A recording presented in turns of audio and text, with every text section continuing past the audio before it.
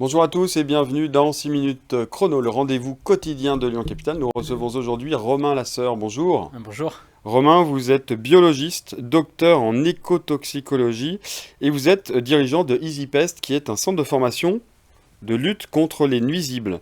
Euh, Il y a de plus en plus de témoignages qui remontent sur la présence de rats en ville, à Lyon.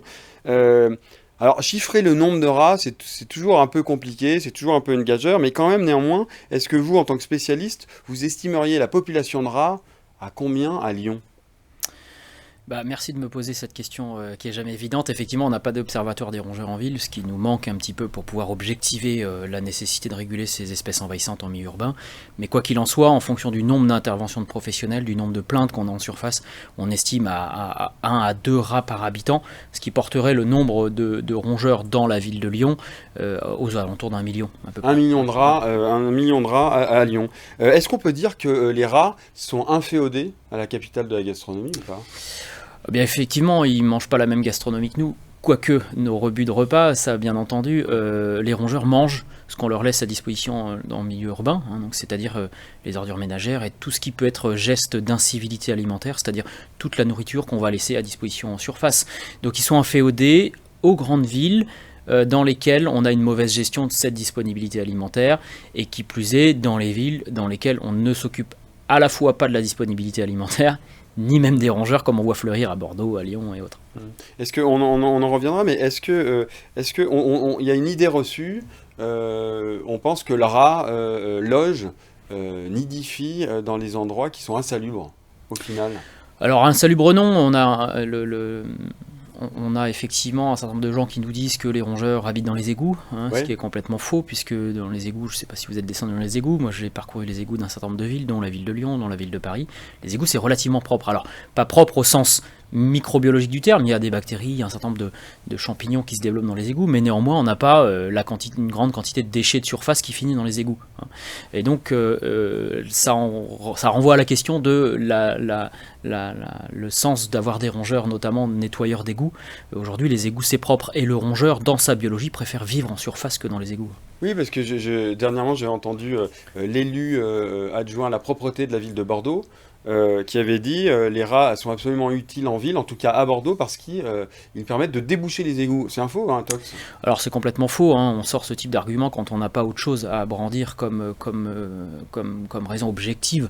Aujourd'hui, il suffit de descendre dans les égouts pour s'apercevoir que les égouts ne sont pas l'exutoire des déchets Hmm, alimentaires de d'accord, ok. surface, voire même des ordures ménagères.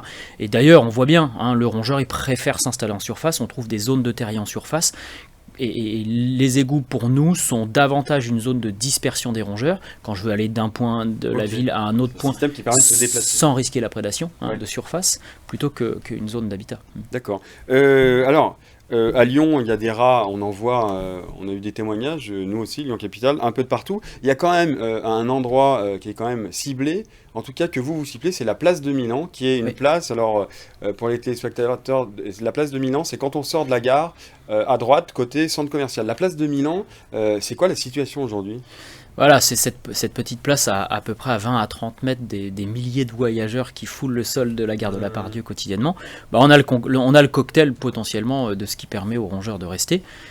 Des ordures ménagères en surface qui ne sont pas gérées, puisqu'on a une population, une population assez déshéritée qui est installée là, une population de migrants qui est installée ici dans des tentes, pour lesquelles il n'y a pas de suivi, pour lesquelles effectivement les ordures ménagères ne sont pas gérées. Donc on a un cocktail de disponibilité alimentaire lié au fait qu'une population de migrants ne soit pas suivie par les services de la ville, doublé du fait qu'on a des grands bacs avec de la terre qui permettent aux rongeurs d'établir leur zone de terrier, et aucune régulation de ces rongeurs par les services de la ville. Donc là, on a le cocktail de j'ai de la nourriture non gérée, j'ai des rongeurs qui sont au contact des populations migrantes, et qui plus est, ces rongeurs n'étant pas gérés. Donc Donc, là, on a le... de manière générale, s'il n'y a pas de régulation, il y aura une prolifération. Bien sûr. Et en fait, le rongeur, lui, indépendamment du milieu dans lequel il va arriver, si on a une disponibilité alimentaire, il va établir sa population en fonction de cette disponibilité alimentaire.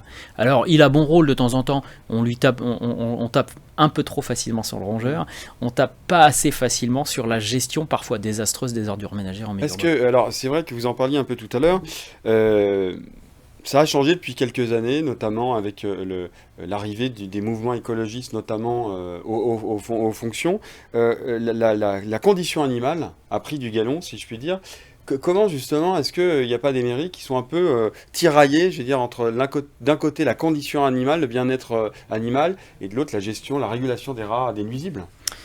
Oui, alors effectivement, ça part souvent d'une bonne volonté de vouloir préserver, voire vouloir favoriser la biodiversité en ville, parce que tout le monde a ce mot-là à la bouche.